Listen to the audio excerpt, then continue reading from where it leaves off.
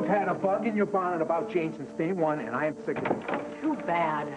Look, what has she ever done except bend over backward to be nice and helpful? And she has been a good friend to me, like some people I know. I've tried to be a good friend to you, Trevor, even when you make it very, very difficult. You got no right to badmouth Jane to Wilma. Look, Wilma asked my opinion of Jane. Was I supposed to lie to her? I tried to answer her questions with as much honesty as I could. Honesty? You want honesty? You are messing things up. And you stop bad-mouthing Jane or you're answering to me. I'll answer to you. I don't like her. I've made no secret of that, and I don't trust her. All right, fine, don't trust her. Hate her for all I care, but just keep your opinions away from me and my family. Trevor, what do you see in her? Why do you jump to defend her? You've got to admit she is strange. Or, okay, if she's not strange, she's at least eccentric. Strange? I am strange. You want eccentric? I am eccentric. Nobody marches to a different drummer better than I do. And you know what? So what? But your kind of strange is not the same thing as her kind of strange. So don't expect me to trust her, and don't expect other people to trust her either. You're saying the dame is pulling the wool over my eyes? Is that what you're saying? Go ahead, say it. I think she's pulling the wool over your eyes. I think this is a fault in you, that you trust the wrong women. Hey, you should know. I was referring to Janet Green. Oh, good. You have dipped to a new low, comparing Jane Cox to somebody, some psycho you don't even know. The reason I even answered Wilma's questions about her, Trevor, is because I'm concerned. I'm truly concerned. Can't you see that? I see a lady I used to respect. This is not about me. This is about Jane. I think she's weird. I think she frightens me. Frightens you? Yes. There's something about her that just doesn't feel right. She makes the hair on the back of my neck stand up. Jane is a friendly, upstanding, trustworthy woman. And what, did she make you feel strange? Okay, if Jane is so wonderful and trustworthy and everything, how come her best friend is that lying, sneaking Kendall Hart? Funny you'd ask why I'm here. I was about to ask you the same thing. I'm here because I own the place, Kendall. The land, the lodge, all of it. I live here, remember? Where is he? Anton? I already buried him in the backyard. Joke. He went to work. He'll be back as soon as his shift is over. Would you like me to give him a message? You're lying. Okay, don't believe me. Call Anton at the hospital and ask him, although frankly, I don't think he's going to want to hear from you. Your plan backfired, you know. You and Edmund did not break us up. You can ask Anton. I'll do that.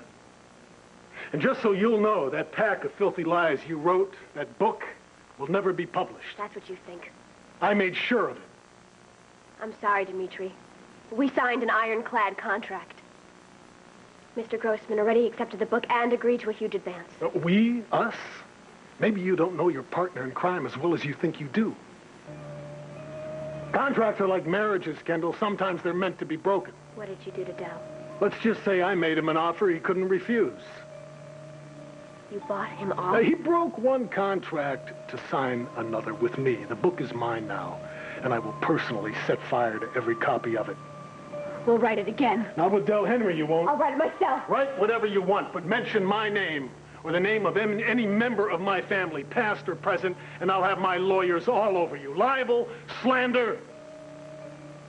You'll be tied up in court for years, Kendall. This is a free country. Person is allowed to speak the truth. I'm encouraging you. Pick up your poison pen again. Anton will kill you unless I do it first. You hate me. You brought this on yourself. I was right about you in this setup all along, wasn't I? You never forgave me. You pretended like you did, but you were lying. You tricked me into thinking that you cared about me again, that you trusted me. But it was all a setup, wasn't it? You were all in on it. You, Edmund, Maria, Peggy, Julia, even Corvina. You did it all to get rid of me, didn't you? That's right, Kendall. And my only regret is that it's taken so long. There you go. Well, you are such a gentleman, Mr. Montgomery. Well, my pleasure. Thank you. And how is Petey today? Oh, Petey's sound asleep. The sitter is watching TV.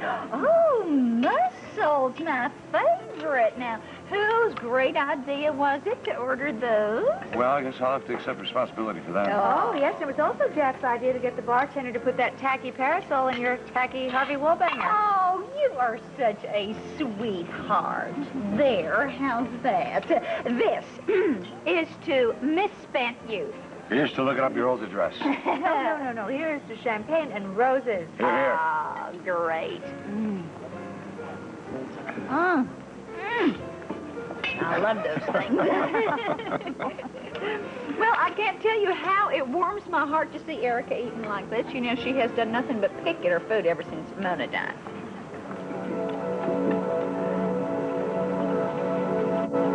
My mother used to love to have dinner here. Remember? Sure. Remember how alive she was here? Dance with Dr. Tyler right there. Very, very happy in the summertime here. Played golf and tennis with Dr. Tyler and... Well, my mother is never going to play again. And here I sit eating and laughing. What kind of a daughter am I? Oh, why can't I keep my big fat mouth shut? Opal, it's okay. Erica, I'll tell you what kind of daughter you are. The best daughter that ever was and ever will be. And you well know that Mona is the last one that would want to see you dressed in sackcloth and ashes. Jackie's right. Look, Mona loved to have a good time, right? And if she couldn't have a good time, she'd love to watch you have a good time. And she's watching you right now from up there. She's looking down and she's saying, Erica, don't stuff yourself with the appetizers. You got your main course coming. Am I right? Yeah, she's perched up there on a cloud. She's all dressed in a golden gown with a matching halo, holding Doc Tyler's hand and just wanting you to be happy. Opal's absolutely right. There is no better way to honor the memory of someone than to be happy. Well, every time I start to feel happy, then I feel guilty. Guilt is not allowed at this table tonight. I told you that. This is a guilt-free table. Maître D. Yes, sir. Would you do me the favor of asking the band to strike up Miss Kane's theme song? Yes, sir. What theme song? Would you like some more champagne? You are outrageous. Yes, well, this is also in order. Now, Opal, I want you to lift that Harvey, what is it? Wallbanger. Lift that Harvey Wallbanger high for a toast. And here's the toast. Oh, here it comes. Oh, boy. Here is to the two most beautiful women in Pine Valley. Oh. And to the gallant women what hatched them. Oh, I'll drink to that.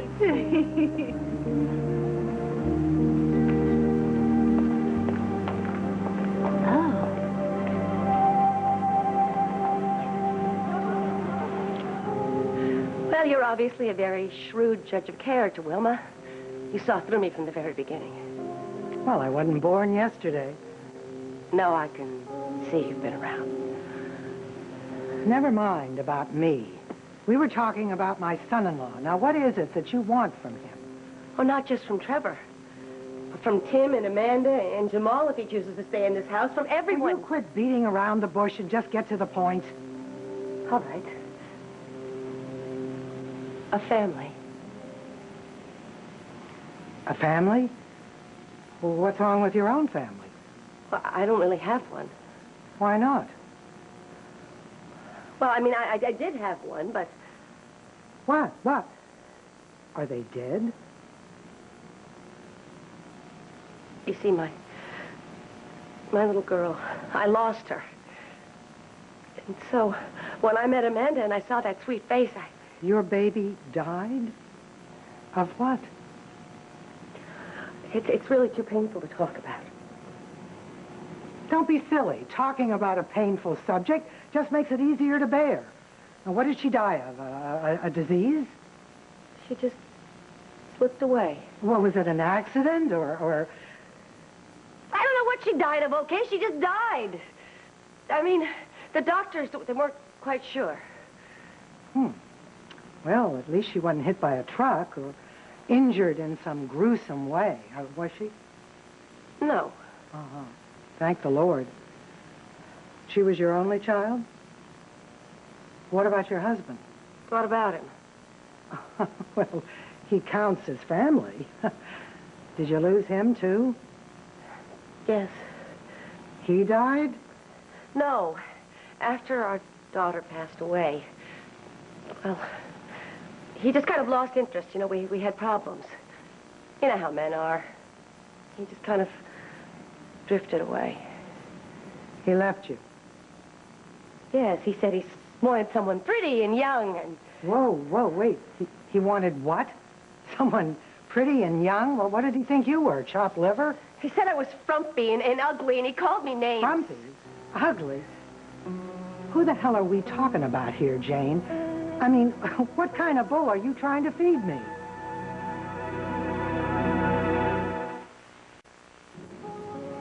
My husband used to make fun of me. Tell me I was unattractive. Not that I ever thought I was pretty. I felt like the ugly duckling in the fairy tale. Poor Cinderella. Modest, too, huh? I was born that way. I can't help it. Well, you've had a rough road to hoe. It's hard enough being a woman, let alone a woman who thinks she's unattractive. I'm so glad you understand. It's nice to be able to share it with someone, Wilma. Oh, I hate to break this to you, Jane, but the only thing I understand is you're spooky. Excuse me? Spooky, as in loaded gun, loose cannon. Well, I thought you understood it. You hang around Trevor and Amanda because they remind you of the family you lost. You think you can substitute one husband and child for another. But that's not the way it works in real life. As a matter of fact, it's downright unhealthy. And besides, you're bound to be disappointed. Yeah, that's what you think. No, that's what I know, Jane. It's hopeless. How can you be so sure? I have eyes, don't I? I have ears. I'm sorry to hurt you like this, but Trevor isn't at all interested, not the least little bit, not in you, anyway. And Timmy, my grandson can't stand you. He doesn't like you one little bit. As a matter of fact, he's convinced you did in his dog.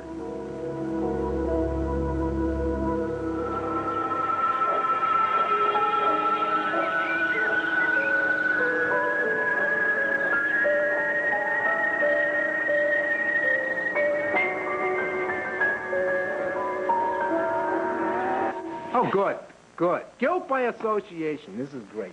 Jane just happens to be in the boathouse during a tornado with Kendall. She happens to save her life. And what, now she's dangerous? I didn't say she was dangerous. You said that. I said she frightens me. Look, if you were caught alone in a tornado with Dracula, you'd become friends with him. People who go through experiences like that bond. Yeah, but this happened before the tornado.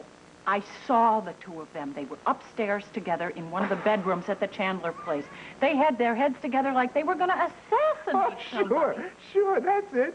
Yeah, they're serial killers. They're from alien spaceships circling Mars, and they landed Look, here. they were plotting something. Jane was very upset. She was on edge. Jane was sick. I went in the room. She had an upset stomach, and Kendall was trying to help her out.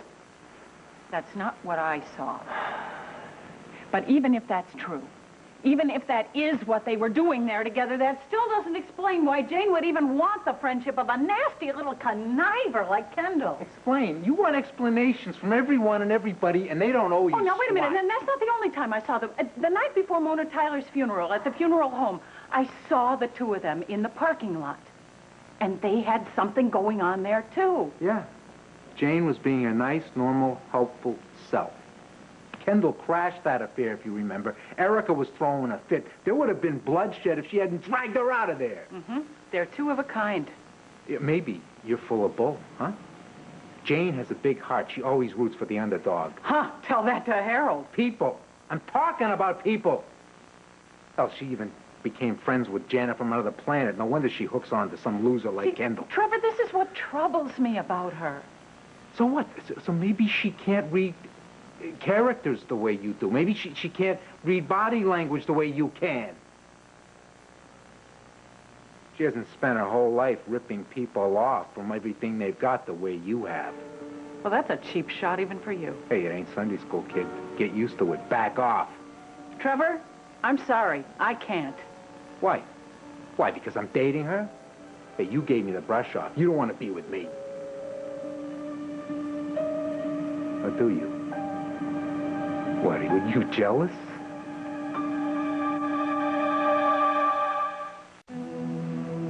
No, I am not jealous of Jane Cox.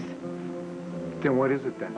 You're so insufferable, Trevor, but for some reason I care about you and your family, which is why I can't keep my mouth shut about your favorite babysitter. Well, you're going to have to learn how to shut up, or I'm going to make you shut up. As long as you're going to put her in charge of Tim and Amanda, no, I'm not. I would never forgive myself if something happened to them with her in charge. Nothing is going to happen to those kids with Jane in charge. She is crazy about them. Tim, he'll warm up. He's a teenager. And Amanda, she would give her life before she'd let anything happen to Amanda. Yeah, you're right. She worships Amanda. Don't you find that kind of intense devotion just a little unnatural? No more unnatural than you throwing yourself in front of a moving car to save Tim's that life. was different. Yeah, and then this is different. Jane is different. I like her. She likes me back. And everything would be hunky-dory if you would just keep your nose out of this instead of popping it in there every 2 seconds. Yeah, unannounced. everything would be just fine. All right, look. Bottom line, forget the kids. It's not about the kids. It's about you and me. You won't give me a break, so you don't want anybody else giving me a break. God, you're a pig. You are such a jerk. If I were the slapping kind, I think I'd really crack you one for that. Now you know how it feels. What, everything I think or do has something to do with you? You're so self-centered. The world does not revolve around Trevor Dillon and his galloping libido. What a lox you are. How could I have ever thought we could still be friends? Yeah, I thought we could be friends, too, until I gave your husband some concerned, friendly advice. Oh. You blew your top. That's it, isn't it? Yeah, I got it. Sure, this is payback time, isn't it? You're bad-mouthing Jane to Wilma so you can pay me back. For what? For telling your husband to get off his duff and get a divorce. So, anyway, I would push and Travis would steer, and then I would push and Travis would steer. But by the time we got there, the girls were gone, the building was locked up, and the sun was coming up. Oh, I don't believe that I never heard this story. Oh, I'm sure you haven't heard half the adventures of the dynamic duo of Charleston. But there's always time. No pressure.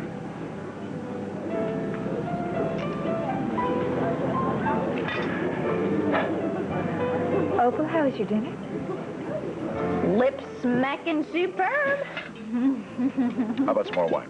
Oh, you bet. I'm not driving. You see, my best friend Erica here, she is a designated driver, so, and if it rains, You always... we got our parasol. Oh, thank you very kindly, sir. Watch out. Be careful. Oh, dear, my Let me help you with dress. that. No, it's all Spin over your right. skirt. Sugar, just grab a bottle of seltzer. Would you meet me in the ladies' room? I'll go with you. No, you stay here and look after Jack. I'll be back in 2 shakes. Nothing like a quiet dinner with Opal, huh? Poor Opal. Well, seltzer does wonders.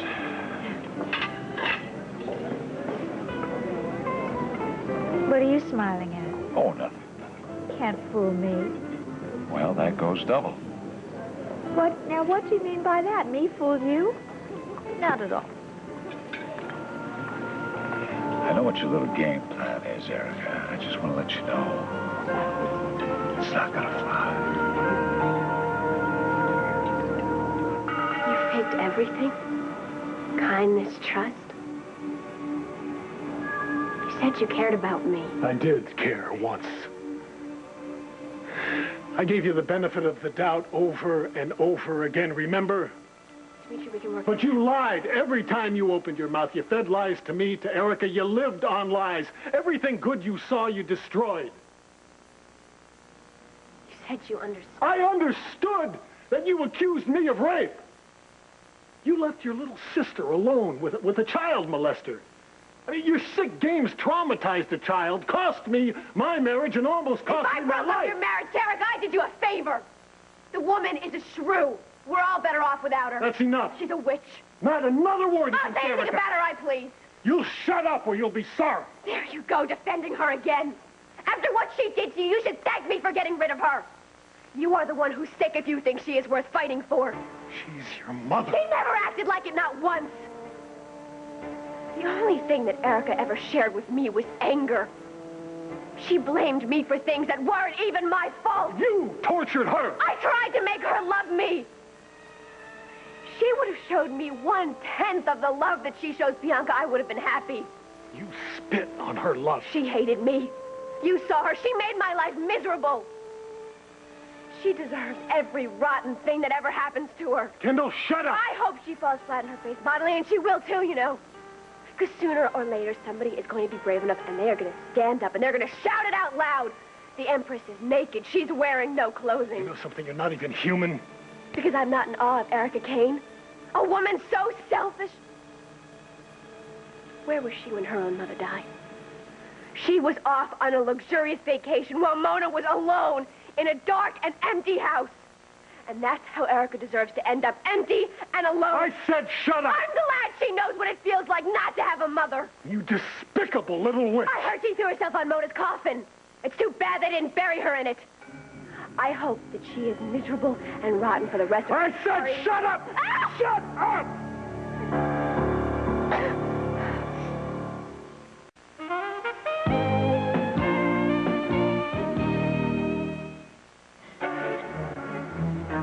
Let me go, you're choking me.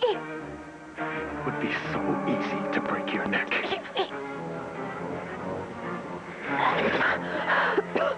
You're not worth it. You're trying to kill me. A good, quick death is too good for you. I'm going to tell Anton. When he hears what you did, he will never forgive you. Tell him! I'll deny it. You just tried to kill me. After tonight, you think Anton will believe you? Get out.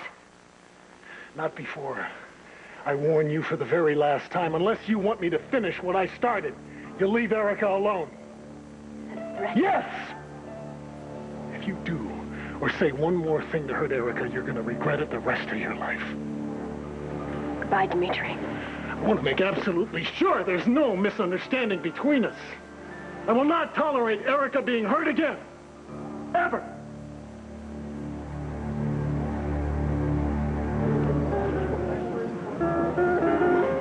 I know you invited Opal along tonight. Because she's my best friend. Because her husband is away on business. Because she's lonely. Because I enjoy her company. Because she makes a great chaperone. I beg your pardon? I think that maybe you brought her to protect you. From what? From you, Jack? Don't be silly. I think you're just a little bit afraid to be alone with me. Afraid? I don't think so. I don't know. You know what might happen. I think you flatter yourself. Really? Yes, I do. Well, maybe you'd Opal is at the ladies' room now. She's not here. We're alone. Do I look frightened? Yeah, I can see it in your eyes. I think that you overestimate your effect on me. Prove it. How?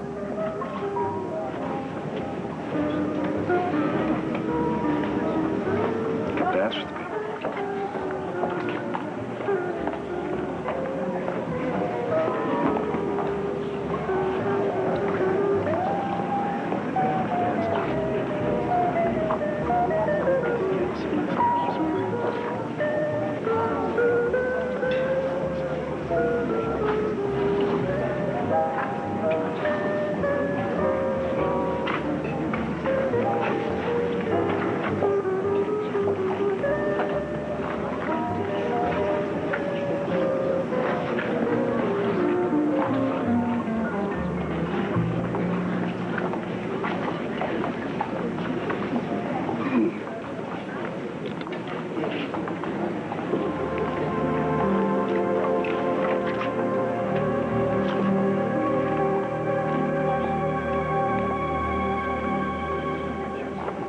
Well, this is typical.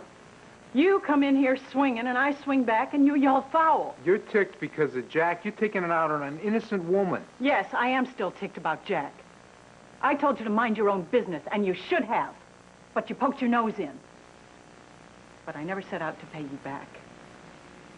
I was honest with Wilma because I care about you and the kids. Period. Yeah, right. If I'm going to believe that, you got some land to sell me with a swamp. I'm trying to protect you and Tim and Amanda, and you act like I'm trying to blow you out of the water. Yeah, from where I look, that's about the way it looks. Well, if you really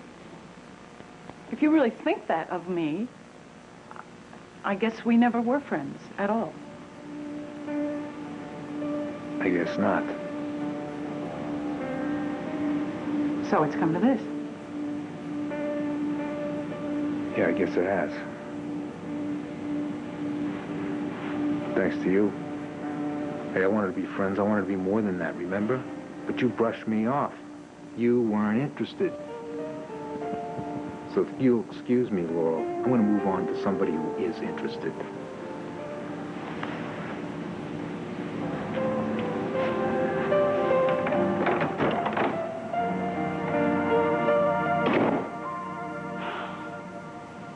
And you need to check the prescription on your contact lenses if you can't see there's already another woman in the picture. Someone whose company my son-in-law vastly prefers to yours. Namely, Laurel Montgomery. Did Trevor actually tell you that? Well, not in so many words, but I'm not blind, Jane. Your vision might clear if you could think straight. But the fact is, Laurel is a much more likely replacement for my darling Natalie than you are. I'm sorry if that hurts you, but I'm a firm believer in calling them like I see them. And now, if you'll excuse me, I have some letters to write.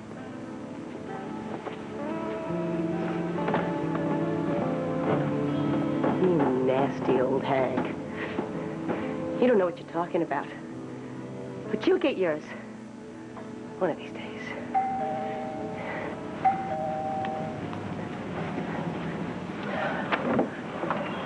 Oh, hello, Mrs. Darling. Hello, Jane. Has it been 8 weeks already? Good day. I knew you were in a hurry, so I brought him right over, along with some treats and his papers. Oh, isn't he adorable? Yeah. He's so cute. So sweet. Look at you, you good doggy. Now, don't forget to have him, we agreed to have him altered as soon as he's old enough, so he doesn't sire any unwanted litters. Right. I'll remember. Timmy's just going to love this dog. Tell him to call me if he has any questions. Oh, I will. Thank you. Thank you so much, Mrs. Darling. Goodbye. Goodbye. Oh, so nice to have a dog that doesn't growl and doesn't bark at me. You're a good doggy, aren't you? Oh, yes, you are. We're going to go surprise Tim. Tim? Tim, could you come down here for a minute? What do you want? I've got a surprise for you. What is it? It's a present. A dog? It's an English sheepdog, a purebred. Here. Keep it. Tim, I don't want your stupid dog. I don't want anything from you, ever.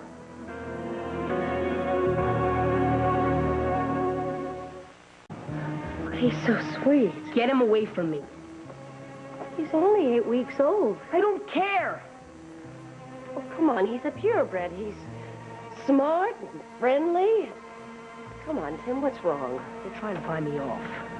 Just hold him. You think Harold's dead and any old dog will replace him? I didn't say that. Harold's not dead. Tim, you're out of line. Yes, tell her to take this dumb dog and stuff it. Tim, you don't He's a talk wonderful like that to little people in our dog. house. I want you to apologize to her. No way. Say you're sorry to Jim. I'm not sorry. You hear me? I'm not sorry. What? He's yanking his crank. Where'd this dog come from? What's going on here? It's my fault. I bought the dog for Tim. I thought maybe it would make up for Harold. You bought him a puppy? From Mrs. Darlington down the street. I didn't... He doesn't want the dog. Well, Tim's not himself, not since Harold left in this whole case with Jamal. But look, don't fear. I'll go up, I'll talk to him, I'll set him straight, he'll see how rude he is, and he'll apologize to No, you. I didn't mean to get Tim in Not trouble. to That's the worry. last thing I wanted. I didn't mean to upset him. And he didn't mean to hurt you either. It's just... The problem is he hasn't given up the ghost on Harold yet. He still thinks his hooch is coming back.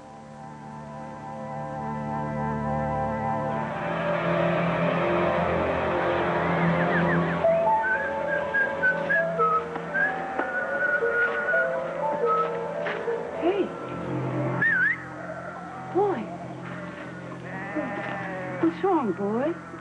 How come you're lying down? Are you hurt? Oh, poor old thing, you've been shot. Darn you, John Johnston. You lousy, flea-bitten, trigger-happy old jerk. I ought to use you for target practice. All right, now easy, boy. I'm going to take care of you. You just hang on a little bit longer. Save your threat for somebody who cares. Pack your bags. You have 1 hour to get off my property. Where's your suitcase? With Anton. You want me to get it? That's right. Wherever I go, he goes, and vice versa. Are you sure you want to kick us both out? Anton doesn't care what happens to you. Oh, yes, he does. He cares very much. And would you like to know why? It's very simple, really. I give him something you can't. I give him something so precious that Anton won't let you or anyone else break us up. Want to know what it is? It's pleasure. Morning, noon, night, whenever, wherever he wants it. And if you're still curious, I can be more specific.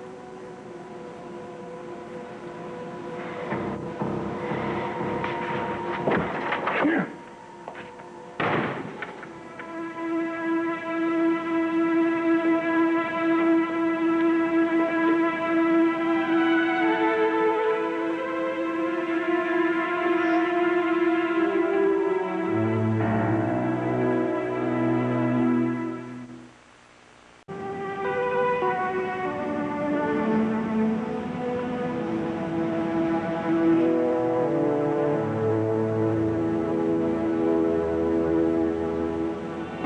Put up with this, Laurel. You don't have to put up with some guy who breaks your heart and then uses you as a crutch. Trevor, will you go home? What's going to happen to Lily when Daddy says goodbye for good? Jack will never abandon Lily. Yeah, why not? He walked out on you, didn't he? Why are you doing this to me?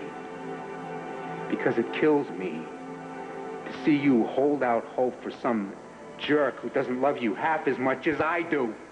I'm not jealous. I can't be. There's something fishy about Jane, and I'm going to find out what it is.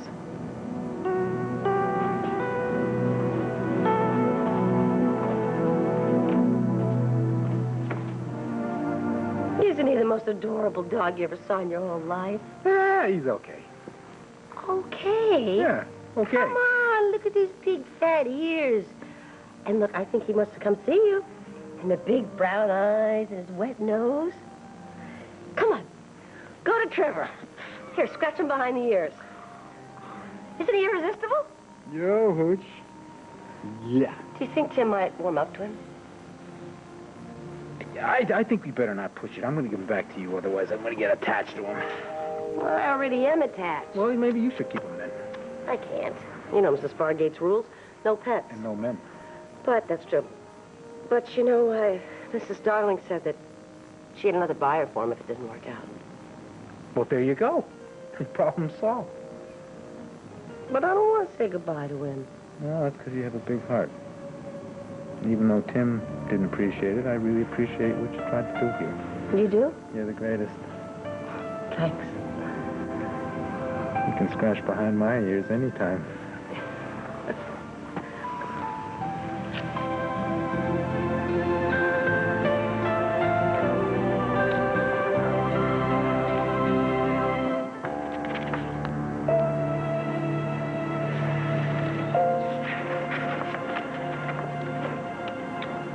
Dear Dimitri, I so appreciate what you did for Bianca at Mother's funeral. I know there's no going back, but I will always hold you in my heart. Dimitri, thank you again for being so kind to Bianca.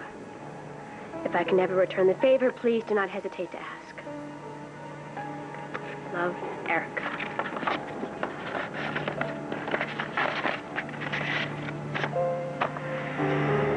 That's right, Erica. There is no going back.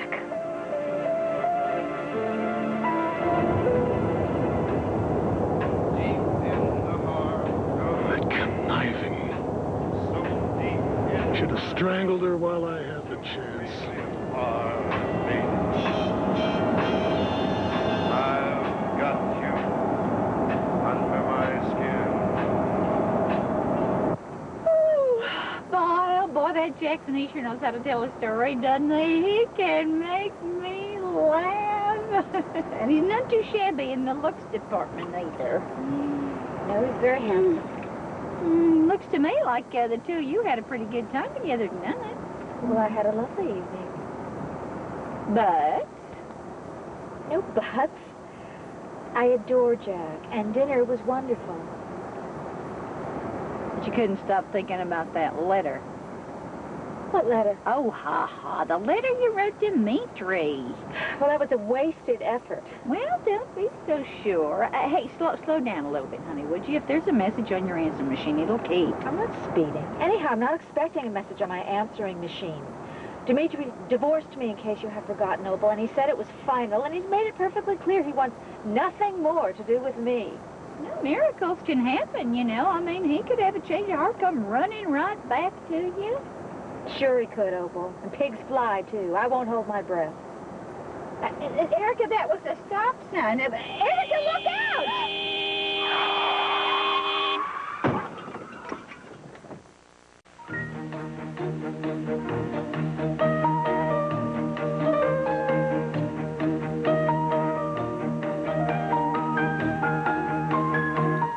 This is Charles Gibson. And Joan London. Tomorrow, more on Back to School 94, from saving for college to schools on the information superhighway. Plus Whoopi Goldberg on Good Morning America. Tomorrow, here on ABC. Coming up, can Luna be persuaded to come out of hiding and face her problems back in Landview?